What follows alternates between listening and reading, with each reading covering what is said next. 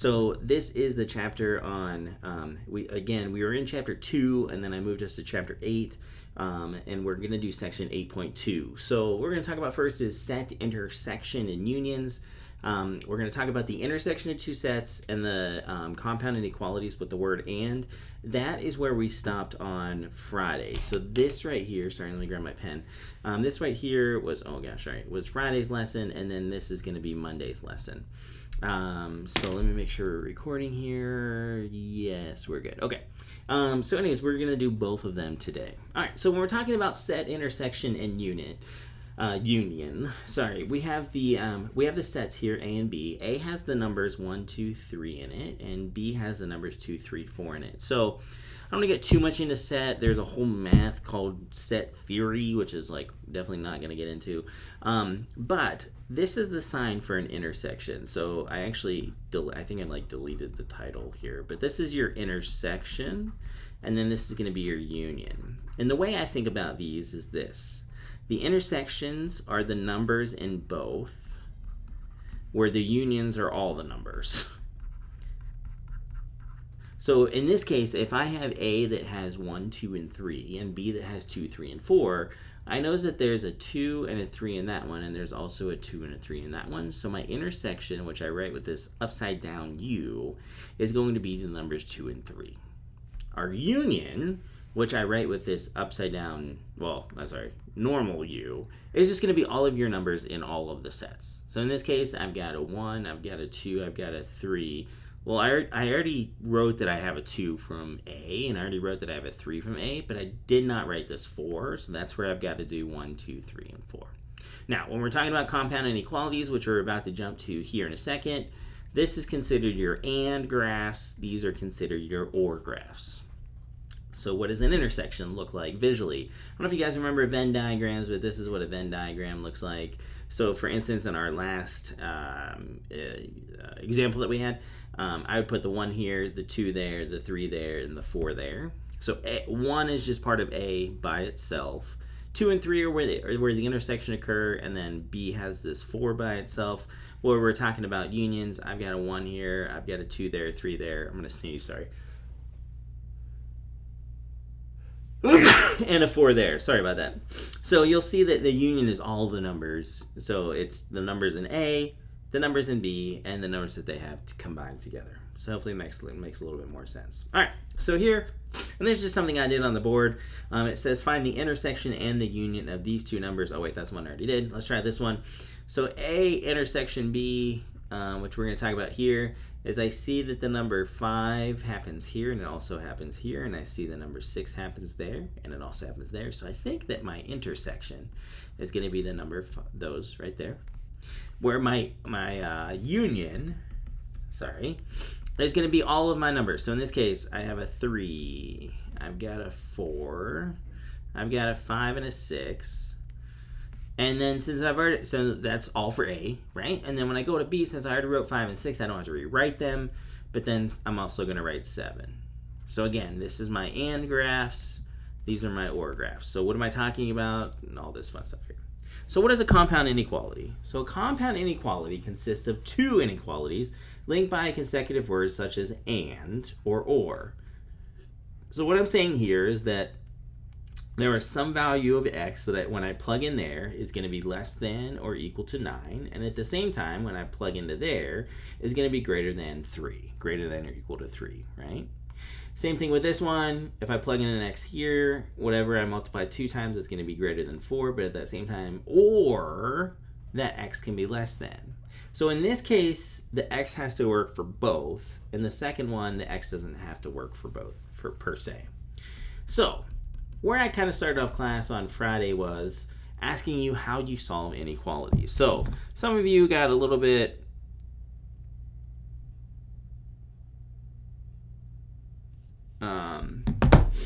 so I know that here what am I trying to say? I know that here so the way that I treat these is I treat these exactly like I would an equal sign.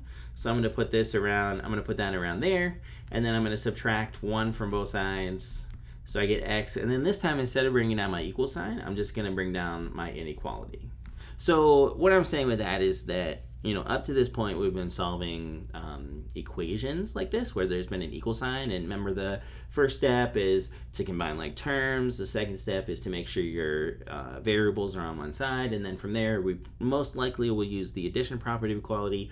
And then we may need to use that multiplication property of equality to solve them. So anyways, we use those same steps, just like we would solving for equal sign. So this is probably one of the hardest things that that we see, and so this is called interval notation. So this is probably, I don't know, interval notation is one of those weird things that it sometimes doesn't make sense, and I totally get it, but this is my 4 steps to trying to help you to understand what interval notation is. So what is interval notation?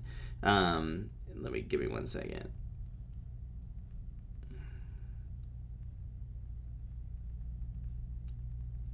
Okay, so interval notation is the first thing we have to figure out is the difference between when we use parentheses and when we use these brackets. So if we're given inequality, let's say like that last one, x minus 1 is less than 9. Because we just used a less than here, we're going to use parentheses, okay?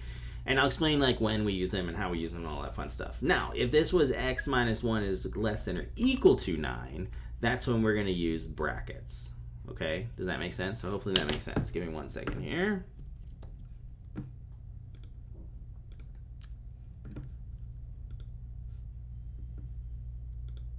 Where am I at here? Make sure everything's recording still. Okay, perfect. So yeah, so that's when we're going to use brackets. So so that's step 1.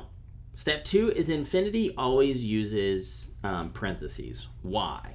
So when I have the inequality x is less than 3 and x is less than or equal to 3, to solve this one, or like what are some, I'm thinking about like what are possible solutions for this one.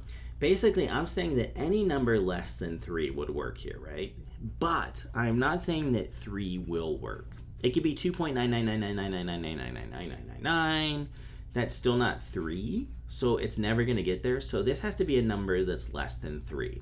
Where this one can include 3. So this one, I do have the answer of 3 as being a possible solution. So the reason why we always use parentheses on infinity is because we can never get to infinity. So hopefully that makes a little bit of sense. And this is the form. So the form is either you're going to use parentheses or brackets, you're going to put your smallest number, you're going to put a comma, you're going to put your largest number, and then you're either going to put parentheses or you're going to put brackets. So let's look at some examples. And sorry, just kidding. I don't want you to be able, I want you to be able to see these because this is not going well. Sorry, I didn't want you to be able to see these. Just kidding. Pretend like you didn't see these. Okay, sounds good.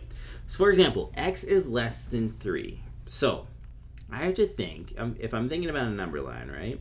I've got my 3 here. I've got something going on there, and I'm going all the way down here. If I think about what my smallest number is, I know this is weird, but my smallest number is actually negative infinity, because I can keep going that way forever, right? But then, so that's my smallest number. My largest number in this case is going to be a 3, and then, because I just have a less than here, I'm just putting a set of parentheses. Okay? Same thing with this one. Now I'm saying every number greater than 3. So then I'm thinking about the same thing, but then I'm thinking about this side of the number line. So in this case, my smallest number is actually 3. And this time it's going to go up to positive infinity, and we're going to stop like that. And the reason why, again, I used parentheses is because this was a greater than sign. If this is greater than or equal to sign, then I'm changing that to a bracket, and we're good to go. Okay, so go ahead and take a second and try these out.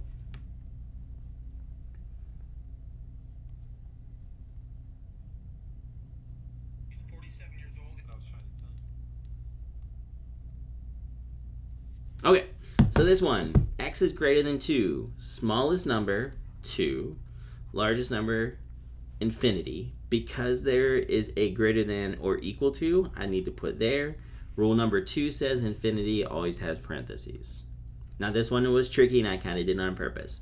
If I ask myself what is my smallest number, I think my smallest number is going to be 2, and I think my largest number is going to be 5. Do you guys see that? Hopefully. So x is less than 2, parentheses, x is less than or equal to 5, bracket. So hopefully that makes a little bit of sense, but anyways, this is where it all kind of comes together. So this is kind of the big one. It says solve the compound inequality, graph it, and then give the interval notation. So this is the first thing I do. This is actually the third thing that I do, and I'll explain what I do for the second thing, and then here's the fourth thing. So step number 1, solve these things individually. Again, I put my line, show my variable. I think I'm going to subtract 2 from that side, subtract 2 from that side, so I get x is less than 3. Okay, so hopefully that made a little bit of sense. This one, same thing. I'm going to go a little bit quicker just because, you know, I feel like you guys, I don't know, hopefully by this time. Okay, so I've got that, and I've got that. So I get x is less than 3, and x is greater than negative 6. Do you guys see that? Okay. So with the second step that I actually do is I graph these individually just because it's semi-helpful for me. So if I set up my number line, now this is where it gets a little bit interesting. X is less than 3. Remember when interval notation, because it's just less than, you're just going to use a parentheses. So Pearson actually puts a less than, or puts a parentheses on that sign and shades that way.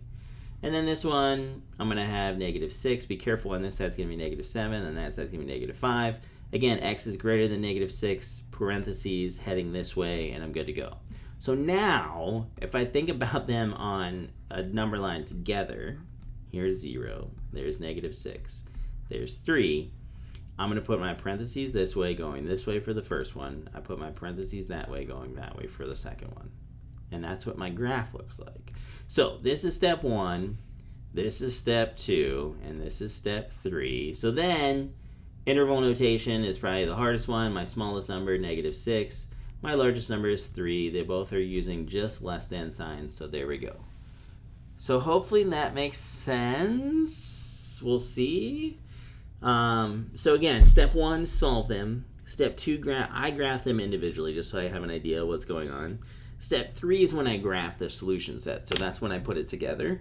And then step 4 is when I give that interval notation. Okay, so go ahead and try this one.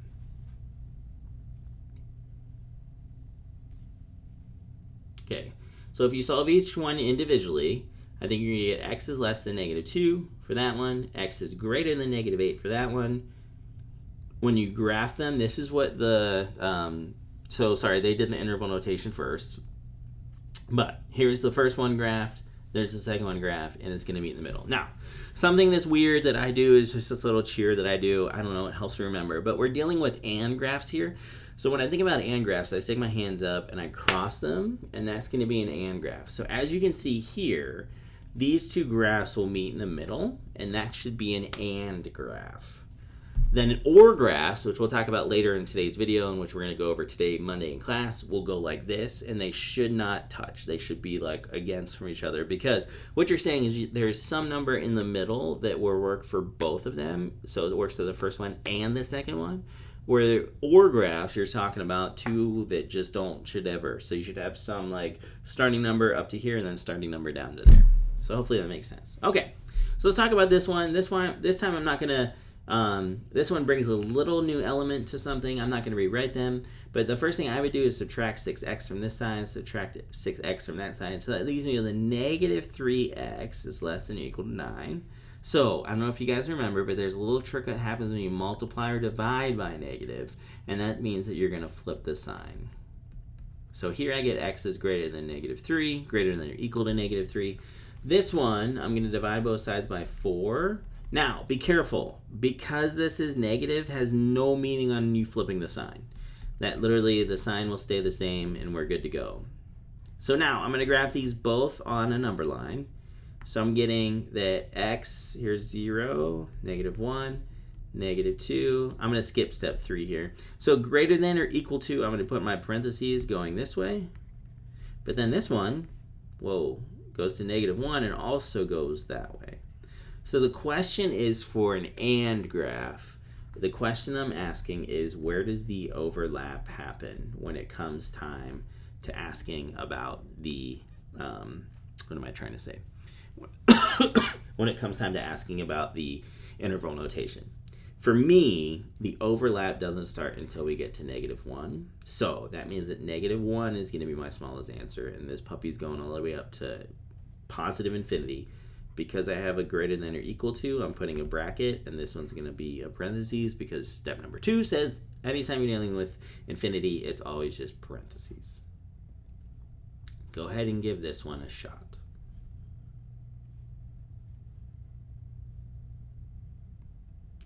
Subtract 2x from both sides. Divide by -2, so you flip the sign. Divide by 3, just because the 9's negative means nothing. Here's your first graph. Here's your second graph. Where do they start overlapping? Not until right there. So your solution set is -3 up to infinity. Okay? All right, so one thing that I kind of finished with in the class is, let's say that we have x is greater than 3 and x is less than -1. So if I'm talking about graphs, right? Here is 3. I have an open parentheses heading this way. Here's 0. Here's -1. I have an open parentheses heading this way. If I'm dealing with an and graph, right? Remember, they should intersect. They should overlap. Is there any overlap here? No. So my answer would actually be no solution. So when talking about and graphs, you either have the one that looks nice, which we're looking for, right? Or you have the one that they're both going the same way and you just have to figure out where the overlap starts, or you have the ones that are going like this and they just don't overlap at all. Okay? All right. So that was Friday's class. So now let's dive into today's class. So this is just kind of a look forward to this week. Remember, today we're finishing up 8.2. We're not doing 8.3, so we're just doing 8.2, the rest of it. There's no homework for 8.2. There is homework up there. That is only if you are looking for extra credit, okay? So if that's something that you're looking for or something that you want, that's up there. So that means that Wednesday we have a test review. Friday we actually have our test, okay? So, yeah, so that's kind of how the rest of the week's going to go. And it's over chapter 2.1, 2.2, 2.6, 2.7, and 8.2. So it's kind of over those 5 different chapters, and we'll kind of talk through that, and the review will be up on Wednesday, okay? All right, so let's dive in. So now, this is just kind of a warm-up. I'm going to skip this one because this is what we're going to do in class because, it's been since Friday, so I'm going to skip over this one, and we're going to go right into this OR graph. Okay, now, oh yeah, I need to put in, solve graph and give interval notation. Okay, so again, this one I'm just going to solve just like normal. Plus 2, so I get x is greater than 7. And I'm going to subtract 2x from this side. So I get 2x plus 6 is less than 6. 2x is less than 0. X is less than 0. Okay? So now, when I'm graphing this, right? I've got a 0. I've got an open parenthesis. I'm graphing this one first, right? Open parentheses going this way. 7. Open parentheses going this way. Is that an OR graph? Perfect, right? Because that's what I'm looking for. This is the hardest part, interval notation. Do them separately. Looking at this side, okay? What is my smallest number? Negative infinity. What is my largest number? 0. That's a parentheses, because remember, infinity never gets parentheses, or infinity always gets parentheses. 0 has a parentheses. Do this side. Start at 7. Go up to infinity. Parentheses because of this part, right? Parentheses, and then all you do is you stick a union between them. And so this is your full out interval notation. Okay? Go ahead and try this one.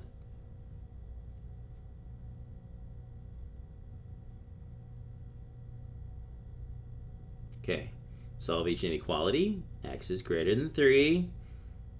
X is less than 1. Graph them separately. Or is it an OR graph? Sure is. Start with the left one, interval notation. The smallest number is negative infinity up to 1. On the right side, you go 3 up to positive infinity, stick a union between them, and we're done. And that's it. Okay, go ahead and try this one by yourself. I think the last 3 are just kind of try by yourself. So this is just See what you got. See if you can make it work.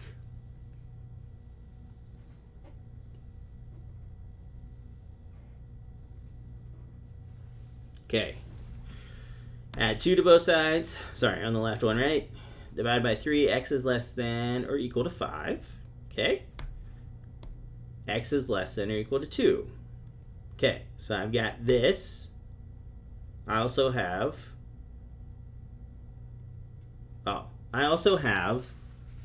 this one, right? So the solution set that we're thinking about is the most.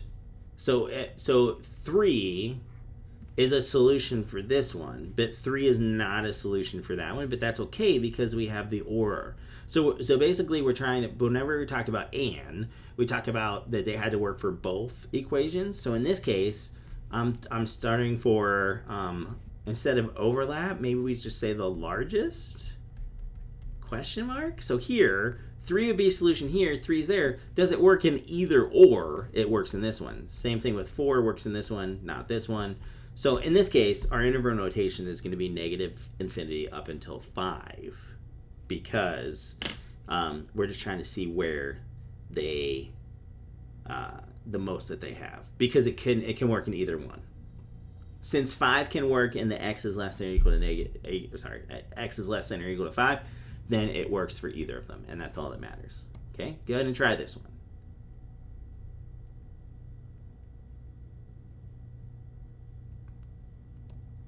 Add 2, divide by 5, x is less than or equal to 5. X is greater than 2. So this one looks like that. That one looks like that. So let me ask you a question. Does 0 work? Well, it works in this one, right? It doesn't work in this one, right? Does 7 work? Well, it doesn't work in this one, but it does work in that one. Do these numbers in between work? For sure. So if we're talking about them working in either one of them, what kind of number do you think can work in either one of these? This is kind of a special case. I'll give you a hint. It's every single number. So every single number can work in there.